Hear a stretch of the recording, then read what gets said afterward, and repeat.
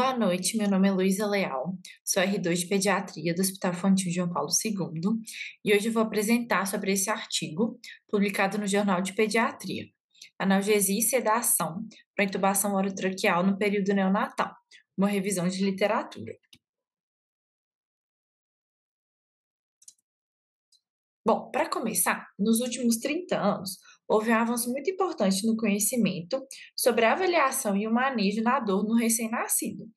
Hoje a gente já tem evidência suficiente para entender que os recém-nascidos são sim suscetíveis à dor, então eles detectam, processam e reagem a esses estímulos dolorosos. E com o passar do tempo, isso foi impulsionando pesquisa com foco em entender a dor nessa população e, consequentemente, aprender a manejá-la. E os procedimentos invasivos, como a intubação orotraqueal, antes eles eram feitos sem analgesia, mas em vista dos conhecimentos que a gente tem hoje, é eticamente inaceitável fazer um procedimento assim, sem analgesia. Bom, então, as razões que algumas pessoas alegam, assim, de receio e para não utilizar a analgesia nos procedimentos dolorosos, são os efeitos colaterais que existem, como a depressão respiratória, instabilidade hemodinâmica e a indução de neuropoptose.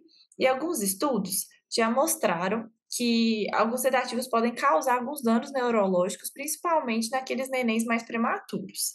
E também tem o fato de ter uma falta de guidelines, de protocolos bem estabelecidos e falta de estudo com alto nível de evidência. Mas, com todos esses conhecimentos que a gente já tem hoje, existem muito mais razões para utilizar do que para não utilizar a analgesia antes desses procedimentos. Uma delas é que já é comprovado que a exposição repetida à dor pode causar danos cerebrais nos recém-nascidos. Então, ao fazer a analgesia, na verdade, a gente está evitando essas sequelas neurológicas, além de reduzir a dor e o estresse, evita que haja alguma alteração dos dados vitais dos nenéns e você aumenta a sua taxa de sucesso da intubação. Facilita o procedimento, então fica um procedimento mais seguro, mais rápido e menos traumático. As intubações, elas têm alguns riscos associados, como lesão traumática das vias aéreas, laringobronquiespasmo, alterações hemodinâmicas e o risco de hemorragia intracraniana. E esses riscos, principalmente da hemorragia, eles são relacionados com o número de tentativas. Então, quanto mais tentativas de intubação ocorrerem, maior o risco da hemorragia. Então, ao fazer analgesia e aumentar a sua chance de sucesso, na verdade, você está reduzindo o número de complicações possíveis. Bom, sobre os métodos, esse artigo é um estudo qualitativo, foi feita uma revisão bibliográfica na literatura, e a pergunta utilizada foi se a sedação e ou analgesia é usada para intubação orotraqueal nos neonatos. Os critérios de inclusão do estudo. Tinha que ser artigos com idioma de português, inglês ou espanhol, publicados os 10 anos anteriores ao início da pesquisa, que foi feita de março até outubro de 2022. O artigo tinha que discutir sobre o uso de sedação e analgesia em neonatos admitidos em CTI neonatal, e as bases de dados utilizadas foi PubMed, o Lilacs, Medline, Scopus e o Cielos. E os critérios de exclusão são aqueles artigos que estavam indexados em mais de uma base, né, indexados repetidamente, ou aqueles que não atingiam os objetivos da pesquisa. E os descritores utilizados foram analgesia, neonato, intubação e intratraqueal. Bom, então, no PubMed foram encontrados 32 artigos, aí aplicando os critérios de inclusão foram selecionados 3, e depois da leitura criteriosa continuaram sendo selecionados 2. No Lilac e no Medline inicialmente eram 20, no final do processo 2, no Scopus 65 e no final 7, e no Cielo não foram encontrados nenhum artigos que preenchiam os critérios. E depois de aplicar todos os critérios de exclusão também, na amostra permaneceram 10 artigos que foram selecionados. A intubação orotraqueal é um procedimento muito comum tanto na sala de parto quanto no CTI neonatal, mas mesmo assim, mesmo sendo comum, não existe uma prática muito bem estabelecida sobre a sedação e analgesia dos nenéns antes desse procedimento. E isso é em virtude de ter muito pouco estudo sobre, tanto pouco em questão de quantidade, tem um número pequeno mesmo de estudos.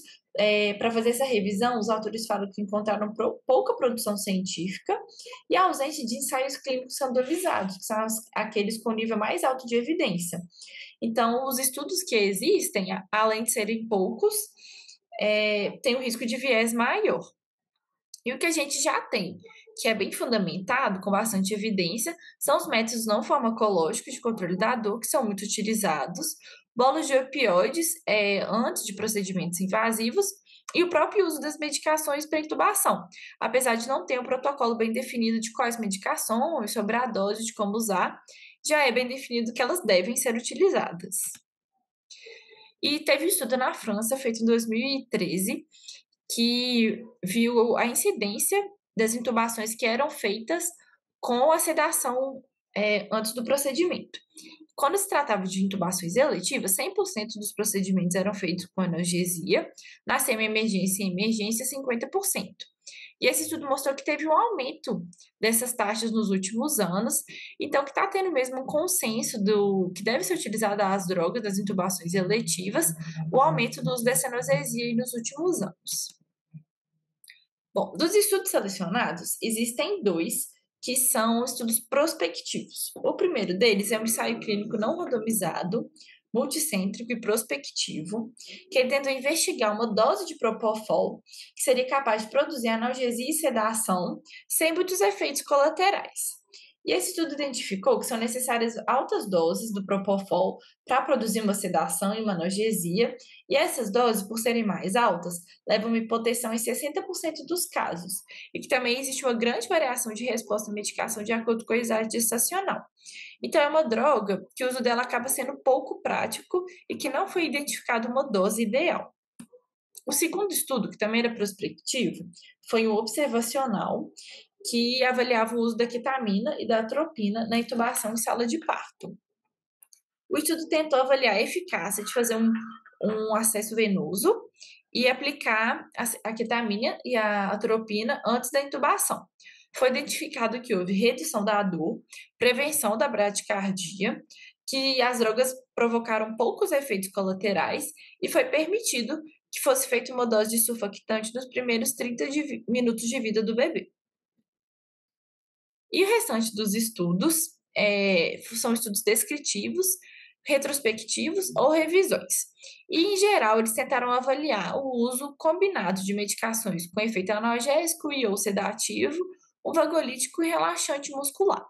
E aqui estão listadas as principais conclusões desses estudos. A primeira delas é que o midazolam não deve ser usado em prematuros, porque ele tem um efeito hipotensor. O remifentanil está substituindo a morfina nos últimos anos por ter uma farmacocinética mais favorável. A ketamina e o remifentanil possuem uma farmacocinética bem favorável também, só que eles têm poucos estudos em prematuros ainda. A atropina é uma ótima droga para evitar a bradicardia induzida pela intubação, e o propofol, de acordo com aquele estudo primeiro lá prospectivo, que foi apresentado, é necessário altas doses para conseguir o efeito analgésico e sedativo, que pode causar uma hipotensão, mas em termos ou em prematuros tardios, pode ser uma droga possível de ser utilizada. A morfina não deve ser usada como uma droga única, e foi provado também que o fentanil, a ketamina e o midazolam intranasais são drogas seguras e bem toleradas, e elas podem ser usadas na sala de parto ou nas técnicas de intubação como o MIST. E agora, falando um pouco do enxure, existe uma resistência no uso de drogas sedativas antes desse tipo de intubação, de procedimento, porque é necessário que o neném mantenha um bom drive respiratório, porque a ideia é de uma intubação bem precoce. Então, esse receio da depressão respiratória induzida faz com que muitas vezes esse procedimento seja realizado sem analgesia, o que não é recomendado. E o estudo sugere o uso do remifentanil, e aí pode até ser associado uma dose de naloxona ou não para reverter esse efeito mais rapidamente, com bons resultados na literatura. E agora um resumo das principais drogas e das recomendações para elas. A droga ideal, assim, quando a gente está falando da intubação, é uma droga que tem um efeito rápido, uma meia-vida curta e que não tenha muitos efeitos colaterais. Então, a morfina tem efeito só analgésico. Como desvantagem, ela tem uma meia-vida longa, que pode chegar até 10 horas nos prematuros, pode causar depressão respiratória e pode causar hipotensão nos prematuros. E ela não deve ser utilizada como uma droga única. O fentanil tem um efeito rápido, 1 minuto, quando é feito de forma endovenosa, e de 5 a 10 minutos o intranasal.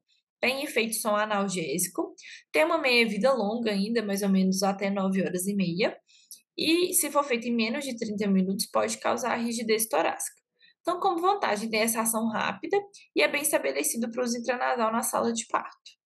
O remifentanil é uma droga que também tem uma ação rápida, 1 minuto quando endovenosa e 3 a 4 minutos quando intranasal.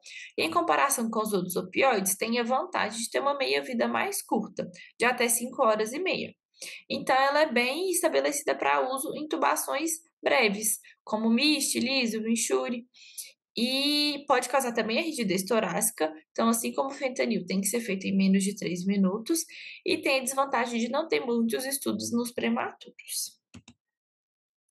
E o midazolam é uma droga com efeito mais sedativo, não deve ser usada em menores de 34 semanas por causa da hipotensão, e essa hipotensão foi relacionada com lesão cerebral, e não deve ser usado sozinho.